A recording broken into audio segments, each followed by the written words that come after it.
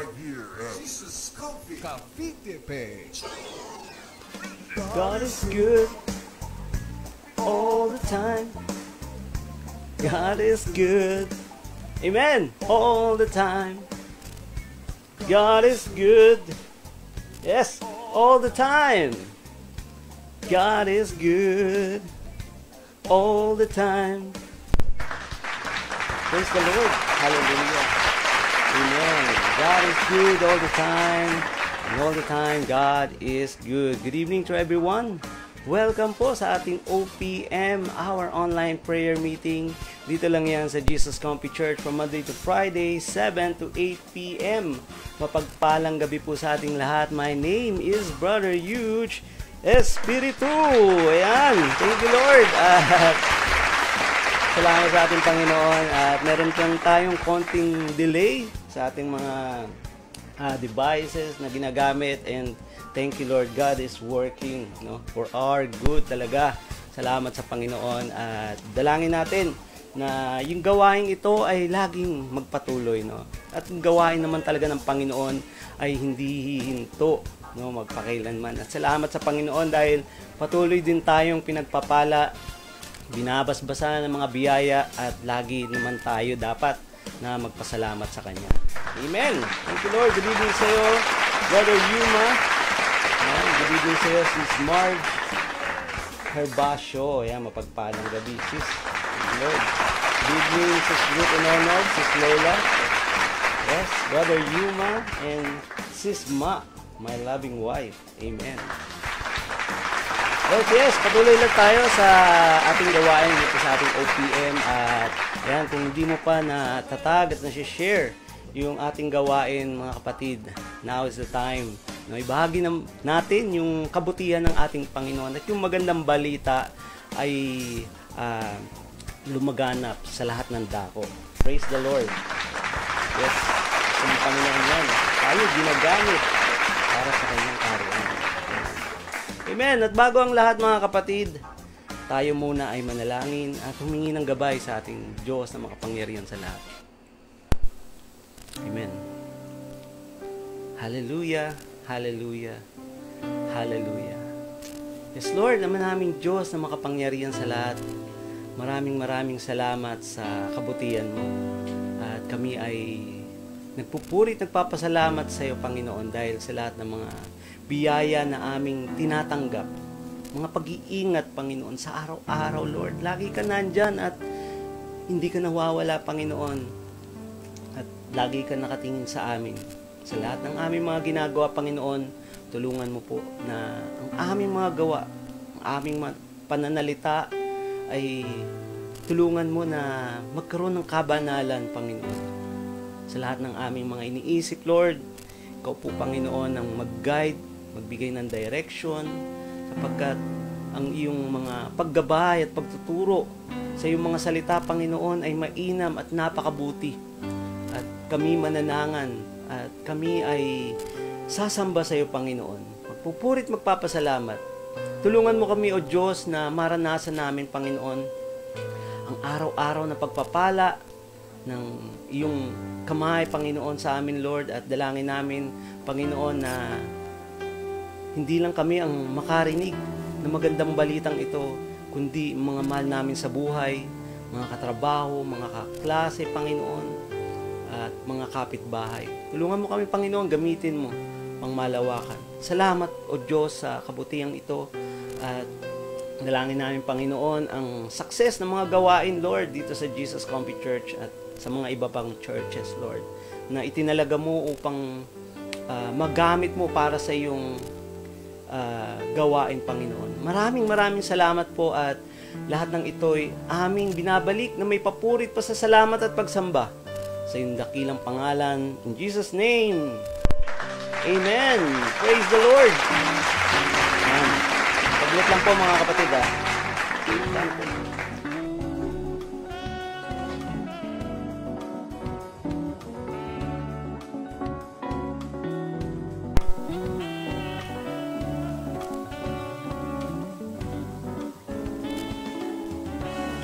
Amen. Thank you, Lord. Ayan, mapagpalang gabi. At binabati natin yung ating mga kapatid, no, sa gawain dito sa Jesus Comfy Church.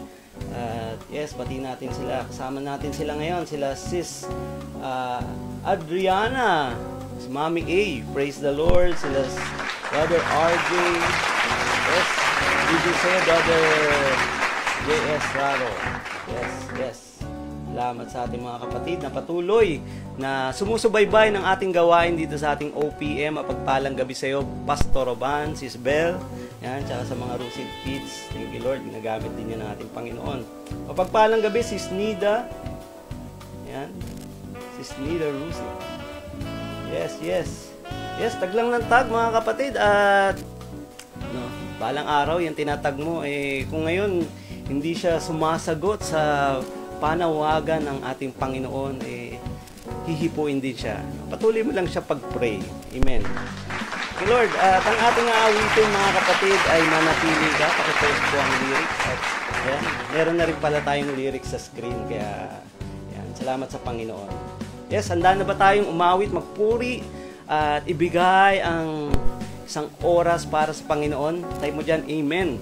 No? Kung ready ka na, umawit at sumamba sa ating Panginoon. Yes, praise the Lord. Manatili ka by Jesus Comfy Church. Napakaganda, mga kapatid. Meron din tayo nito sa YouTube, sa ating dito sa Facebook, Lord. Pagbigyan mo pa sila, Panginoon, ng mga magagandang awitin, ng mga nagko-compose na napakaganda. Thank you, Lord. Yes, awitin natin. Manatili ka.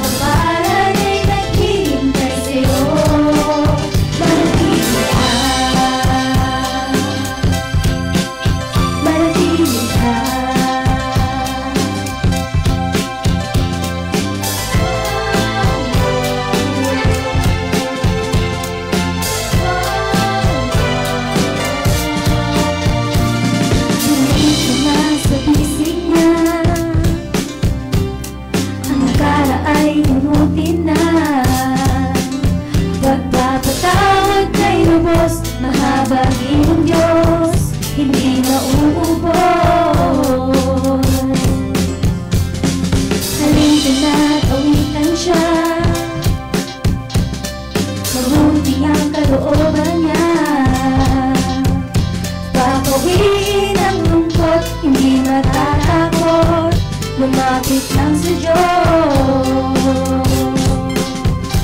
Manatili at ika'y mamumula. Si Jesus ang ating puno at tayo'y masama. Manatili at ano man ang problema, pagpapalan ay naghihintay sa'yo. Manatili at ika'y mamumula. Si Jesus ang ating puno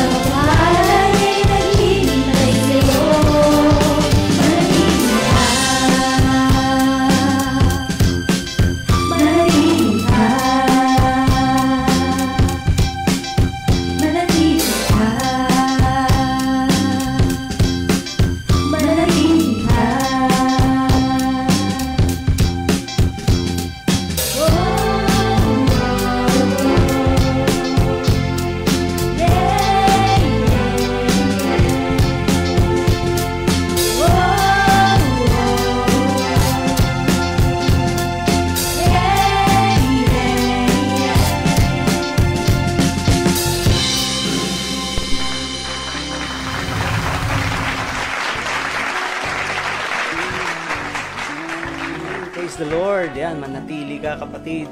At kung mananatili ka, yung pagpapala ng Panginoon ay naghihintay lamang sa iyo. At maghihintay yan. At tayo magtsatsaga na maghihintay sapagkat yung kanyang pangako ay hindi napapako. Amen. Thank you, Lord. Yan. Good evening sa iyo, Sis Rita Kalahat. Sa ating kapatid na nasa China, si Sis Rialine Quaresma. Yan, mapagpalang gabi sa inyo mga kapatid. Salamat din sa pagpapatuloy ng ating gawain dito sa Jesus Comfy Church from Monday to Friday, 7 to 8 p.m. Yan, thank you Lord. Ayan, dako na po tayo sa ating comfy break. Amen.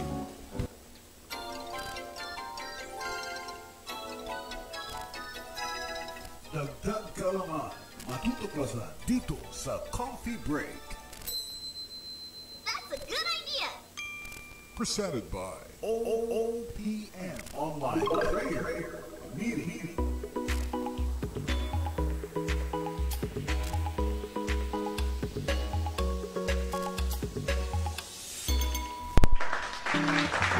Yes.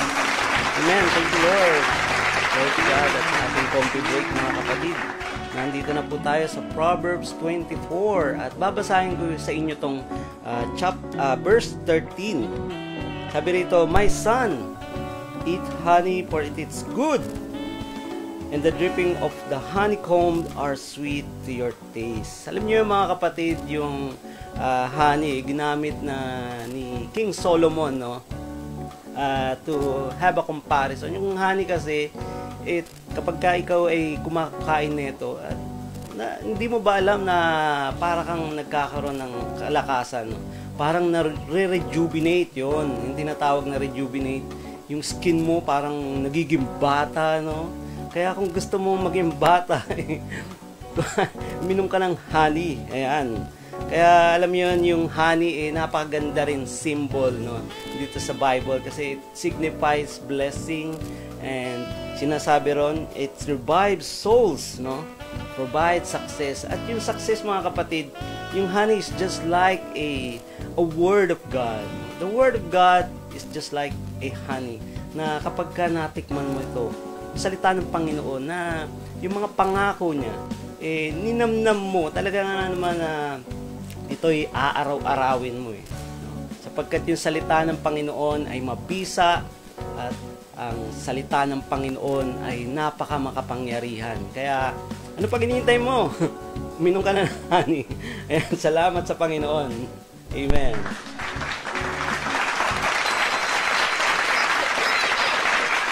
Presented by OOPM Online Prayer Meeting.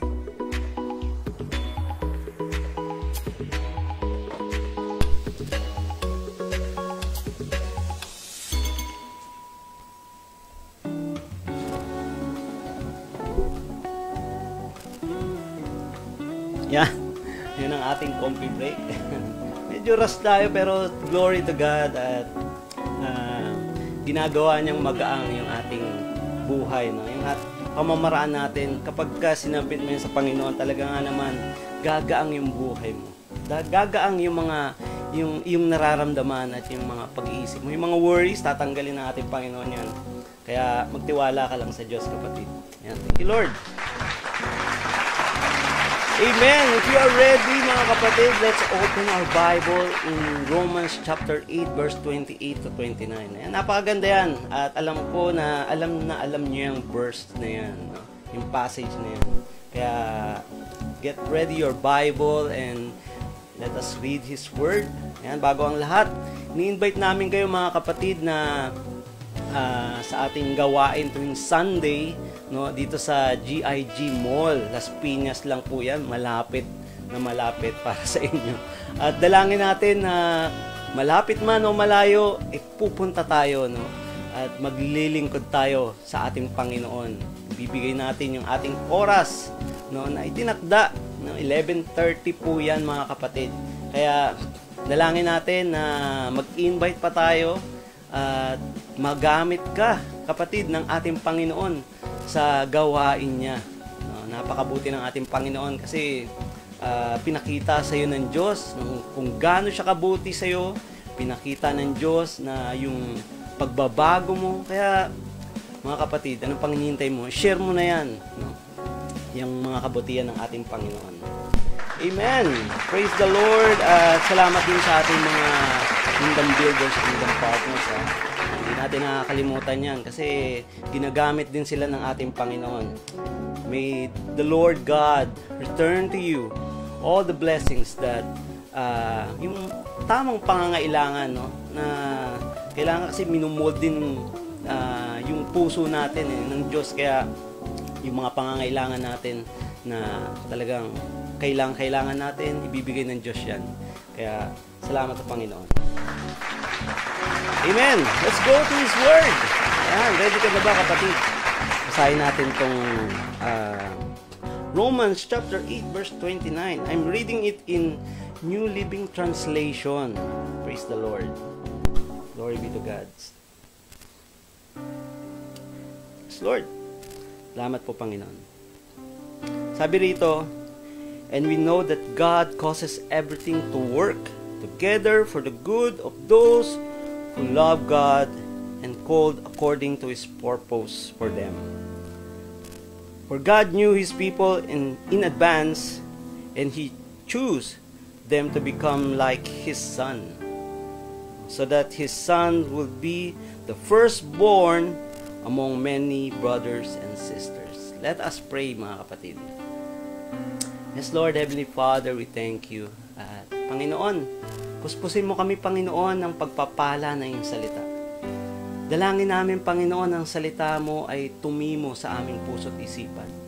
Dalangin namin, Panginoon, na ito'y magbigay sa amin ng transformation, ng pagbabago sa aming buhay. Ang aming buhay, Panginoon, ay puno ng pag-aalala, puno ng takot, puno ng galit, inggit. Panginoon, Lord, salita mo, Panginoon, na magbabago sa amin. At kami mananangan, O Diyos, sa iyong salita. Tulungan mo kami, Panginoon, tumubo, lumago, magkaroon ng maraming bunga. Salamat po, Panginoon. At lahat ng ito ay aming tinataas sa iyo lamang, Ama. In the name of Jesus Christ, our Lord. Amen.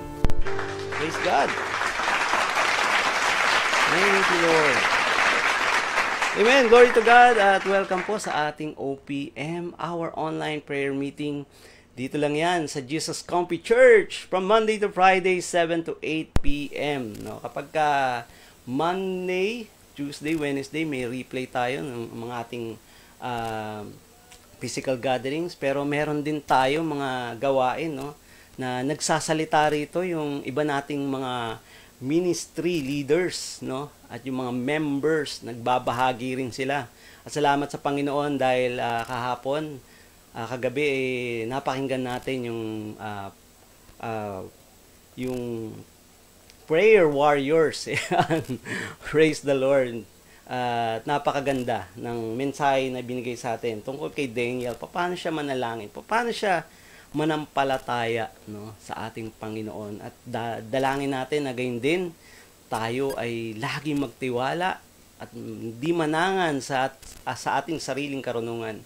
Kaya yan, ini-invite namin kayo dito sa ating OPM from Monday to Friday. At kapatid, kung hindi mo pa nag-greet yung mga new blessing natin, pakigreet mo sila. At wini-welcome din natin sila. Dalangin natin na magpatuloy sila na katulad mo nung dati, no?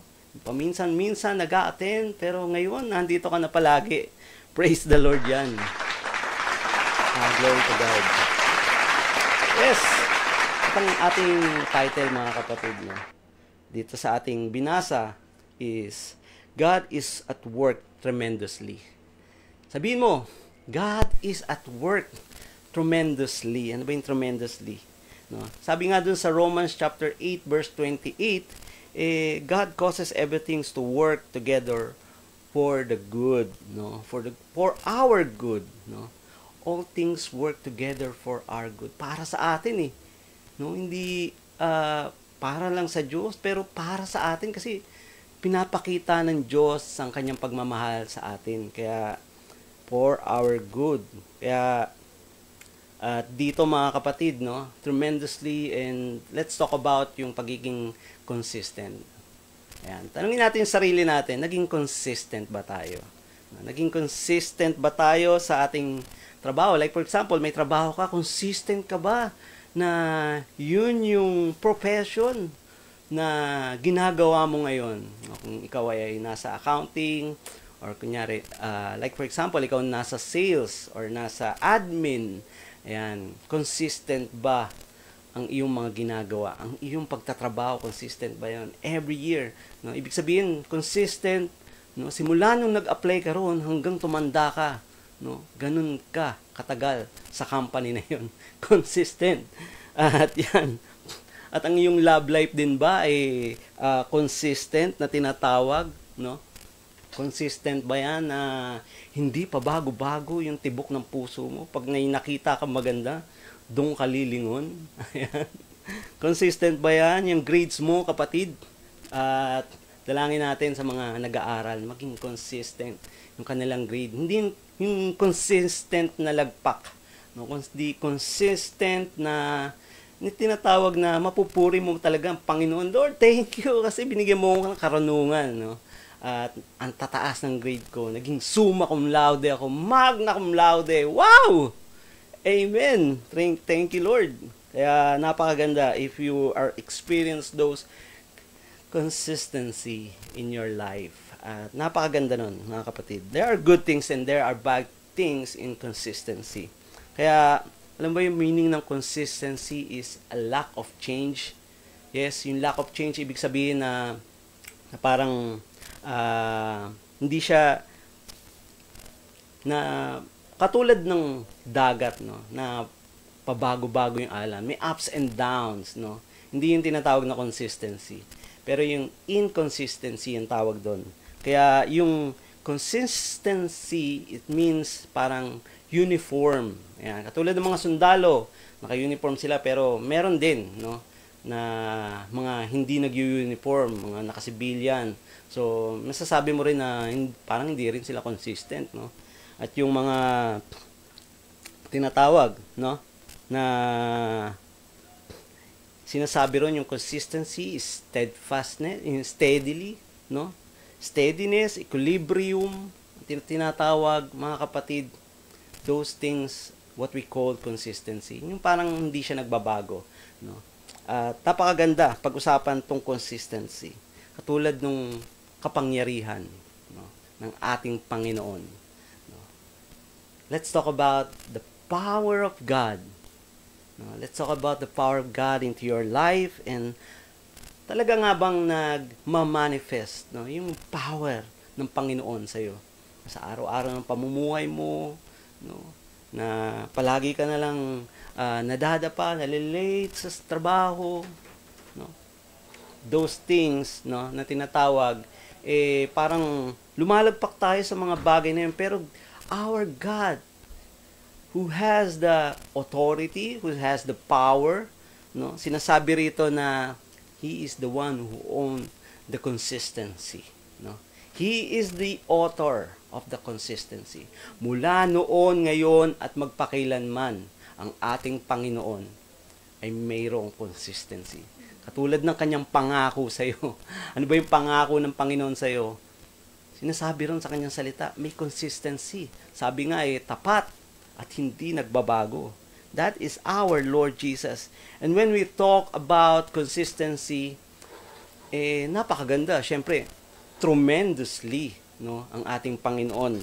Kaya nga, yung ating topic is, no, God is at work tremendously. No, napakabuti ng Diyos. Sapagkat, para sa atin yon, pinapakita ng Panginoon para sa atin yung mga bagay, no, na dapat nating malaman, maintindihan, at dapat nating isagawa para sa ating ikabubuti. That is the work of God. Mga kapatid, tremendously, sabi rito sa Merriam-Webster, no, notable by reason of extreme size, no, of power. No, power, greatness, and yung sinasabi mo na excellency. Napakagaling. Superb. That is our Lord Jesus. At wala nang, no, makakahigit pa sa Kanya. At I have a question for you. sa pagiging consistency ba? Naging consistent ba tayo sa ating mga gawain, no? Sa ating mga dedication sa trabaho, maging sa church. Ayan, napaka-importante mga kapatid na magkaroon tayo ng consistency. Hindi kapag gusto ko lang mag-attend, no? Bukas na lang siguro. Sa susunod na linggo na lang ako a-attend. At sinasabi ron, there is no consistency on that thing, mga kapatid.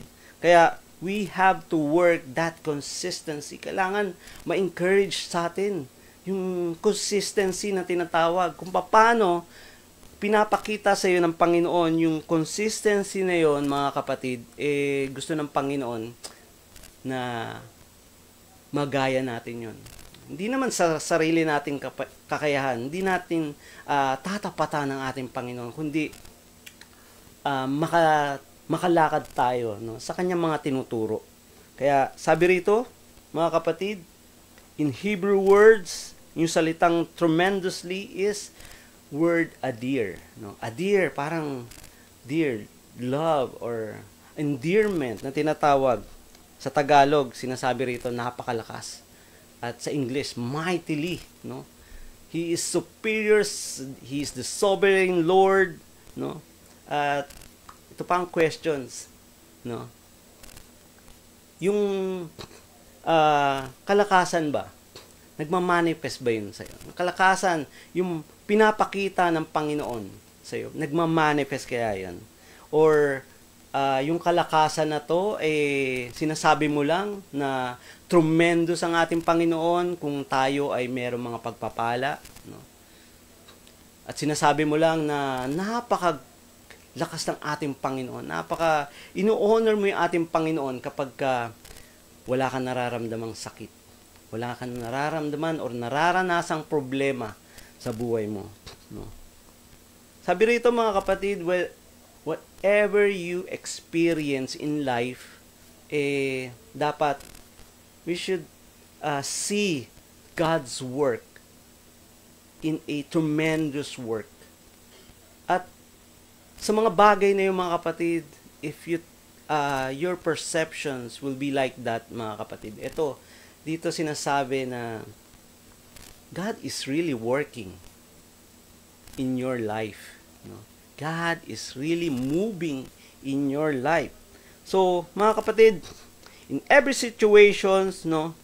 At dito marami tayong nararanasan mga problema sa ating kapaligiran, sa ating working environment, pero sinasabi rito ng Panginoon na God is work for our own good. Yes, God is working. Even we face trials, even we face difficulties, no? Even we face tayo'y nagugutom. Siyempre, minsan tayo'y nagkukulang financially, siyempre. Pero God is working in those things, no? Hindi lang sa mga blessing, wow, Lord, bless ako. Ang dami kong pera, no? Isang bundle. At ang dami kong savings sa bangko. That's not what we call, no? That is work of God, but we cannot say na sinasabi na kapag tayo ay nagkakaroon ng problema, God is not working, no? Hindi naman siya totoong God. Iniwan niya ako. Nadapa nga ako, talagang parang wala akong naramdaman ng Panginoon. Mga kapatid, there are reasons and there are things na hindi natin maintindihan, no? Kapag yung ating faith ay mababaw. So, gusto ng ating Panginoon na maintindihan, malaman natin na God is working for our good, no? Whatever it is, gusto ng Panginoon at gusto ng Panginoon na malaman mo na siya ay nandyan. Gumagalaw siya. Ang kanyang kamay ay nag-iingat sa'yo. Kung ikaw ay mapahamak man, nandyan pa rin ang ating Panginoon. Iingatan, gagabayan ka. May tinuturo lang ang ating Panginoon na gusto niyang maintindihan mo. Kaya, do not rely on your own selves. Gusto ng Panginoon na magtiwala ka sa Kanya. At in every ways, sabi rin sa ating title, God is at work tremendously. No? God is working in everything sa lahat ng pamamaraan, no? Tayo man ay magkulang, God is working. Kaya gusto ng Panginoon na magtiwala ka. Stay around, sabi nga ron eh. At manatili ka sa ating kanta, di ba? Sabi rito sa John 15 verse 5 to 6, ako ang puno ng ubas at kayo ang mga sanga. Ang nananatili sa akin at ako sa kanya ay siyang magbubunga ng sagana. Kung gusto mo maranasan, kapatid, yung bunga at yung breakthrough na hinihintay mo sa iyong buhay, mga kapatid, you need to stay. You need to stay and focus to God. Gusto ng Panginoon na magtiwala ka sa Kanya. And yes, you can do things, but when it comes to faith, no, magtitiwala ka ba sa Panginoon or magtitiwala ka sa iyong sariling kakayanan? Kaya when you focus or nagtiwala ka sa iyong sarili, mga kapatid, you are disconnecting to the source. You are disconnecting to the real power, to the light, no? Yung liwanag, huwag kang di-disconnect nun, mga kapatid. Katulad nga nung mga halaman, puno, no? Kapag ka sila ay yung mga sanga ay na-disconnect, mga kapatid, dito natutuyo sila at nawawalang saysay ang kanilang buhay. Katulad din kapag ikaw ay na-disconnect, yung mga electric pan, yung mga appliances mo, kapatid, no? Kapag ka hindi nakasaksakin sa source, sa kuryente, walang power, no? Hindi gagana. Kaya dito kapag ka disconnected ka, parang wala ka ng silbi. Kaya mga kapatid, do not focus on your own ability. Focus on God. Focus on the work of God. In His Word. Sinasabi ron. Kaya, my point number 1, mga kapatid, dito sabi, remain in Him. No? Remain in Him. At alam niyo yun, marami sa atin kumakain 3 araw, no? At 3 beses sa isang araw. Pero, yung iba sa atin, hindi nakafocus. Hindi siya na nagpapasalamat. Minsan, nagtatanda or something na parang wala lang, no? Hindi nila ina-acknowledge ang Lord na bigay sa kanila to ng Panginoon. Even in a very small thing na isusubo mo, thank you, Lord, for the blessings, no? You have to acknowledge God, and we have and we need to remain in God's presence, mga kapatid. Do not lose to the source. At gusto ng Panginoon na manatili ka sa Kanya. Kaya, stay constant. Yung consistency, dapat natin, no, pinapanatili ito. At yung mga consistency na yan, sinasabi, dapat lang, no, kung may gatherings, meron tayong gawain sa church, online, no, we have to be consistent. At dito, sinasabi ng Panginoon na you are connected to me. Hindi ka mawawala, hindi ka mabibigo. Gusto ng Panginoon na ikaw, kapatid, ay maging successful. Yes, praise God. At gusto ng ating Panginoon, yung ating pamumuhay, yung ating mga pag-uugali, pananalita, the way we talk, the way we think. Mga kapatid, gusto ng Panginoon na once you remain in His presence, no, nakikipag-fellowship ka, dito, papansin mo ba yun na unti-unti ka nababago? No? Na unti-unting nagkakaroon ng magandang bunga ang iyong pananatili sa Panginoon. Remain consistency. No? At remain in Him alone. There are reasons kung bakit yung mga kapatid natin na kapag na-disconnect sila, kapatid, meron tayong function, no? Bilang tayo mananampalataya, gusto ng Panginoon, akayin muli natin sila, no? Kapag sila'y naligaw, akayin muli natin sila. Bro, sis, kamusta ka na? Kamustahin mo sila, kapatid, no? Dalangin natin na ang pamilya, no, ng yung church na tinatawag. We are the church, we are the family, and gusto ng Panginoon na yung kanyang pamilya hindi magkawatak-watak. No? At remain in Him. At yung mga bagay na to kapag ka ikaw ay na-disconnect, sabi rito, sa John 15 verse 6, ang hindi manatili sa akin ay gaya ng sanga na itinatapon at natutuyo. Ayan. Ayaw natin mangyari yun, mga kapatid, na tayo ay itatapon. No? At para tayong isang gamit na wala ng silbi, ito ay tatapon na lang. Siyempre, hindi na gumagana. Anong gagawin mo? Yun ay nagiging basura. Itatapon yun, kapatid. Kaya, our life, no, is so precious to God. Gusto ng Panginoon na yung buhay mo ay magkaroon ng purpose. Gusto ng Panginoon yung buhay mo ay maggamit niya para sa kanyang kaharian. Para sa church, syempre. At gusto ng Panginoon na lagi tayong mag-connect sa Kanya. Remain faithfully in God. No? Don't turn away from God. Sabi rito sa 1 Samuel chapter 12 verse 20, don't be afraid. Samuel reassured them, you have certainly done wrong. Kahit na yung malaki yung pagkakasala niya, no, kay Yahweh, sabi rito, huwag kayong lalayo. But sure, now that you worship the Lord with all your hearts and don't turn your back on Him. No? Yun nga, mga kapatid, mga masakit din na kapag nakikita natin ang mga kapatid natin sa pananampalataya na lumalayo, nadadala na naman sila, no? Sa maling gawain, sa mga bisyo. Mga kapatid, pag-pray natin sila. At malaki ang nagagawa ng panalangin. Sapagkat dito, mga kapatid, napapakita mo yung pagmamahal mo sa taong yun.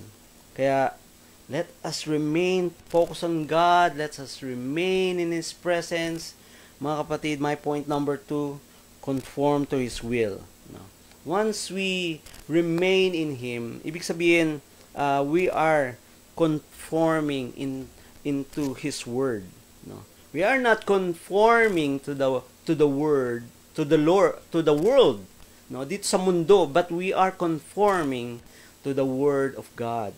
Yes, when we say conforming, you do not conform to the pattern of this world. Ibig sabihin, kung yung upbringing mo, no, yung magulang mo, nakita mo, palasigaw, palagalit, no, syempre, ma-adapt mo yung bagay na yon.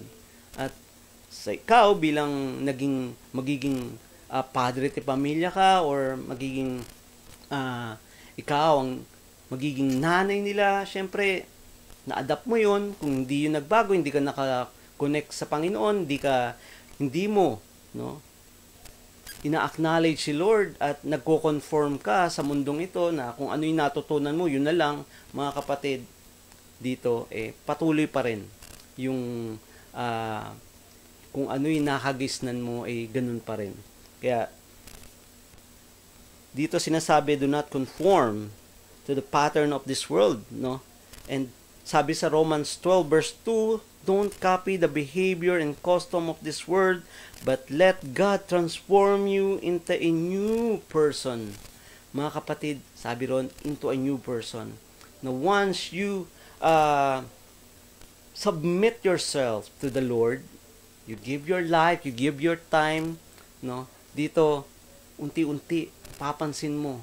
At ako, na-experience ko yun, kapatid. Dati, palamura ako. Dati, magagalitin ako. Pero, unti-unti, binabago ng Panginoon. And thank you, Lord. Kaya type mo dyan, amen, kung nararanasan mo rin yun, mga bagay na ganon. Kaya, alam ko na nagpapatuloy ka rin sa Panginoon. Sabi ron, but let God transform you into the new person by changing the way you think. Yes. Kasama rin yung pag-iisip, mga gawa mo, no? Babaguhin niya ng ating Panginoon. But if you are conforming to this world, mga kapatid, patuloy pa rin. Kung ano yung nakagisnan mo, or mga custom na nakagisnan mo, patuloy pa rin yun. Pero, once you conform to the Word of God, to the God you haven't seen before, but you believe that there is God, mga kapatid, the change in your life would happen. Even though there are the consistency nung mga pagkakamali, mababago yun. Magiging consistent ka sa mga magagandang bagay. Amen. Yes. Sabi ron, do not selfish. At sabi rito, give up your egocentric. Yung egocentric, syempre yun na rin yung pagiging selfishness. Sabi dito sa Luke chapter 9 verse 23, then he said to the crowd, if any of you wants to be my follower, yes, sabi ng ating Panginoon, you must give your own way. You must give up your own way. Yung pamamaraan mo, kung ano yung kinagisnan mo, mga bad habits mo, mga kapatid, you have to give it up. At bigay mo sa Panginoon yan. Pagkatiwala mo yung kapangyarihan ng ating Panginoon na kaya kanyang baguhin. And right now, mga kapatid, gusto ng Panginoon, like the prodigal son, may mga pinapakita doon na pagiging self-centered nung prodigal son. At gusto niya na agad makuha yung kanyang mana. Kaya dito, marami rin mga bagay tayo sa ating pamumuhay na gusto natin, na makamit na yung mga bagay na yon. But without the guidance and the plan of God into your life, parang gusto mo lang na, sige Lord, nakikipag deal ka sa Panginoon. Kung di mo bibigay sa akin to, hindi na ako maglilingkod sa iyo. That is self-centeredness. Egocentric, mga kapatid. Dapat, once you are connected to God, unti-unti. Gusto mo ba yon na unti-unti na babaguhin ka ng Panginoon? Lahat ng pag-iisip na masasama na, yun, pag nagsaserve ako dyan, parang nakikita ko yung mga pag-uugali niyan, hindi magaganda. Pero once you focus on God, mga kapatid, dito, pinapakita ng Panginoon at tuturo sa iyo ng ating Panginoon yung mga gandang bagay. At dito, sasabihin mo sa sarili mo, oh Lord, ako talaga yung nagkamali. Wow, Lord, baguhin mo po ako. At dalangin ko, Panginoon, na ako'y mag-focus lang sa iyo. Sabi rito sa point number 3, believe in God's power. In the power of the Almighty God. Mga kapatid, once you believe, sinasabi ron, nagtitiwala ka. And believing is not a manifestation only by your mouth. Kailangan, syempre, may action. Kapag sinabi mo, pag sinabi sa'yo, naniwala ka, kailangan, sinabi sa'yo ng Panginoon na gawin mo to, maglingkod ka sa Kanya, magbayad tayo ng ating ikapo, yung 10%, This is what we believe for. At yung sa Malakay 3:10, if you know that verse, mga kapatid, that will become the manifestation of the wonderful things, na sa lahat ng bagay na iniisip natin kapag ka nagbibigay tayo sa Panginoon, baka hindi na ito bumalik. O baka magkulang ako. Malaki pa naman yung babayaran ko ngayon. Hindi na tayo magbibigay. Pero once we believe and once you have faith, mga kapatid, dito sinasabi ng ating Panginoon, you will receive the blessings. And once when we say we believe, there is only credibility. May mga katotohanan na mga sinasabi. At do not believe, sabi rito, do not believe in something is foolish or yung mga sinasabi na wrong philosophical reasoning.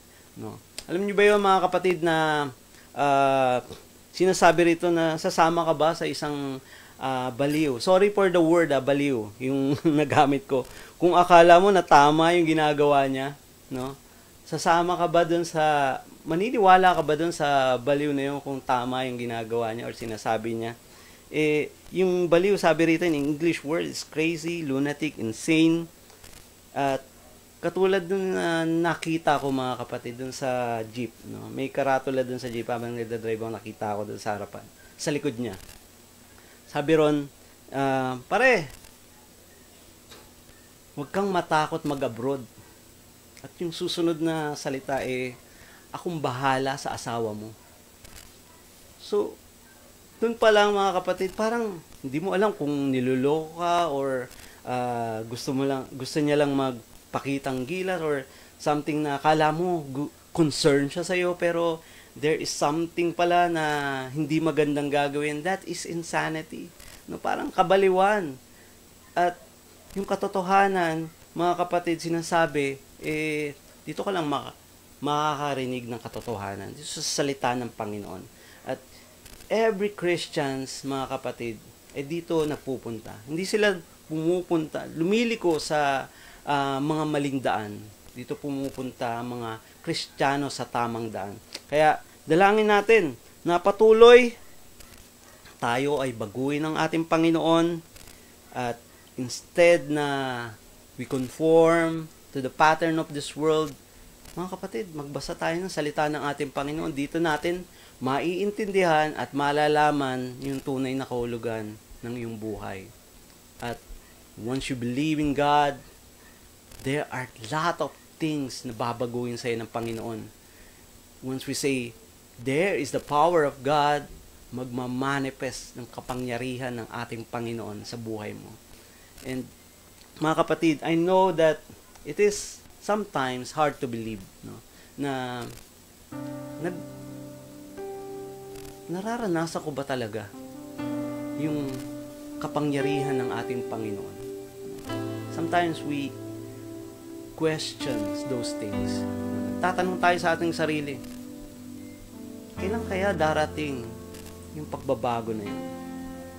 Gusto ng Panginoon, mga kapatid, maintindihan at malaman mo yung kanyang tunay na kapangyarihan na hindi nagbabago, yung kanyang mga pangako na hindi naglalaho.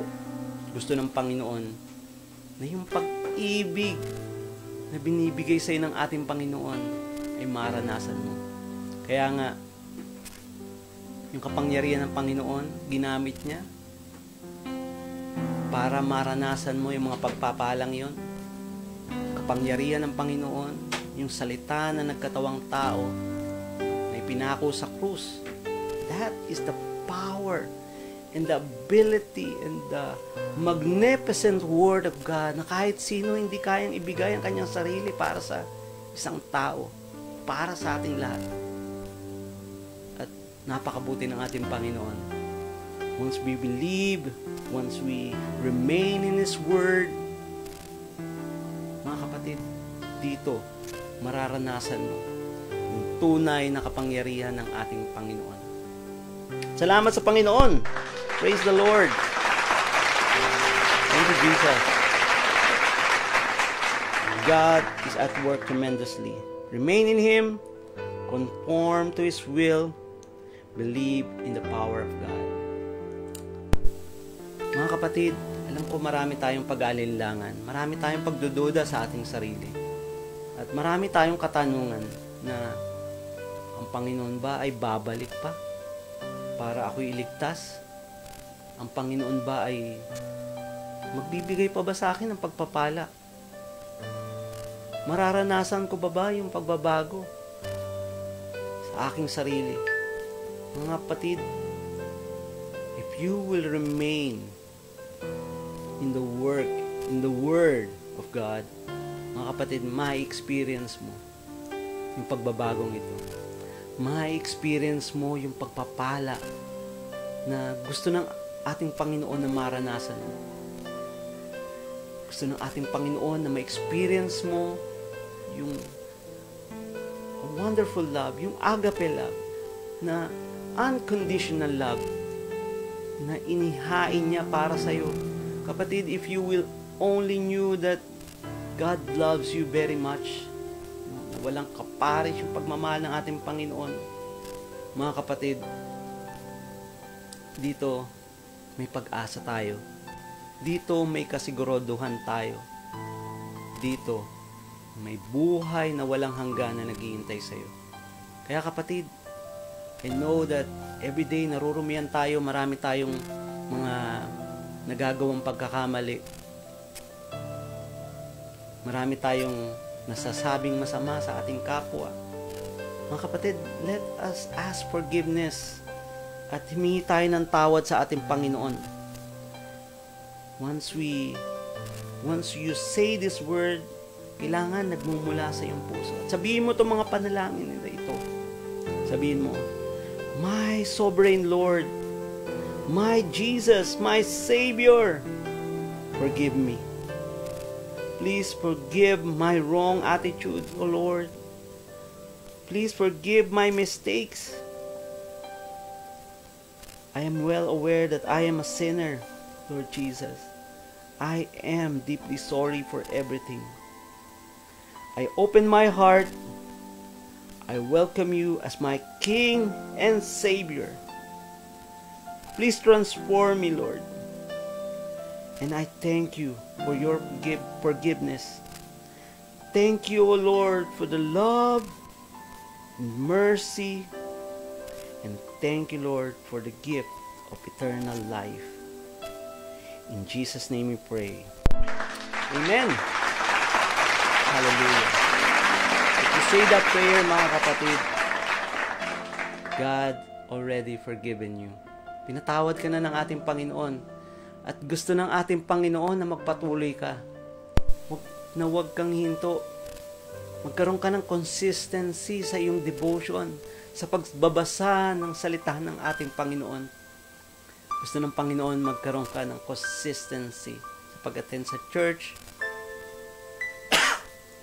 At higit sa lahat, yung pananampalataya sa Kanya. Amen! Thank you, Lord. Salamat sa Panginoon. One more time. Let us pray and let us pray for our brothers and sisters. Heavenly Father, we thank you. We glorify you. We honor you, O Lord. In our life, Ikaw lang, Panginoon, ang may kaparaanan. Ikaw lang, Panginoon. You work everything for our good, Lord Jesus. At dalangin namin maintindihan at matutunan namin, Panginoon, ng iyong pamamaraan. Hindi ang aming sariling pamamaraan, hindi ang aming sariling kagustuhan na masusunod, kundi ang kagustuhan mo, Panginoong Jesus.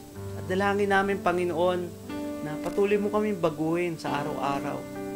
Sa pagbabasa ng salita, dito namin maintindihan at malalaman ang iyong kapangyarihan, ang iyong gustong iparahana sa amin, yung mga pangako mo, Lord, na nag-iintay para sa amin, Lord. Salamat po, Panginoon, sa mga pagpapalang ito na darating. At kiniklaim na namin, Panginoon, mga kagalingan. Sino man dito, Panginoon, na nakakaranas ng iba't ibang klaseng sakit. Tuberculosis, sakit sa puso, high blood, leukemia, in the name of Jesus, Lord, pinapalayas namin ito sa makapangyarihan mong pangalan in the name of Jesus.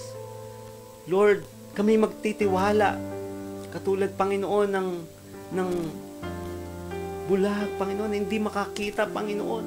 Lord, tinulungan mo siya. Pinagaling katulad din, Panginoon, ng sakit na nararamdaman ng aming kapatid na ito, Lord.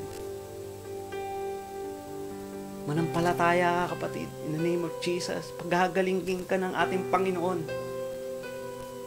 Kung ikaw man ay nakaratay, yung sa higaan na yan, sa ospital, in the name of Jesus, pinapalayas na yan ng ating Panginoon, yung mga sakit na yan.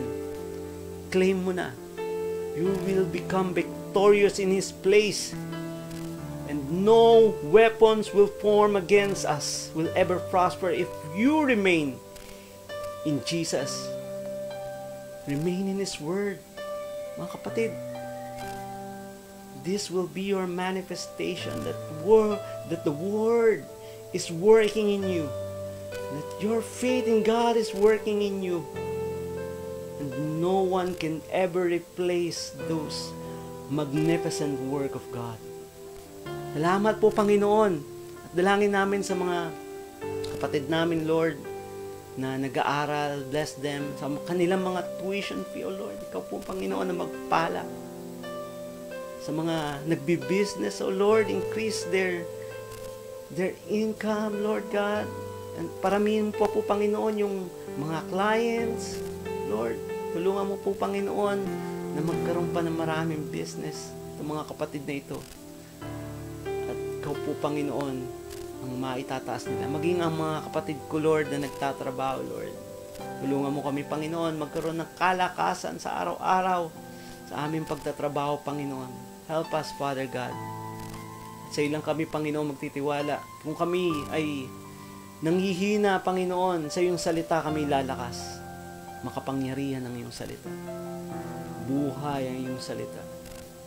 At ito'y magbibigay sa amin, Panginoon, ng pagpapala sa aming buhay. Maraming salamat po.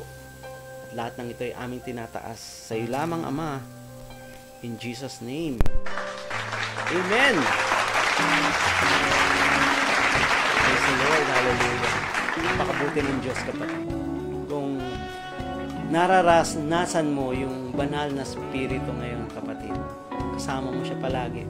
Gusto ng Holy Spirit na kausapin mo siya palagi. Kaya, napakabuti ng Diyos. At salamat sa Panginoon kung sumabay ka sa panalangin at nangungusap sa iyong Panginoon na magtiwala ka sa Kanya, maging consistent ka sa gawain, kapatid.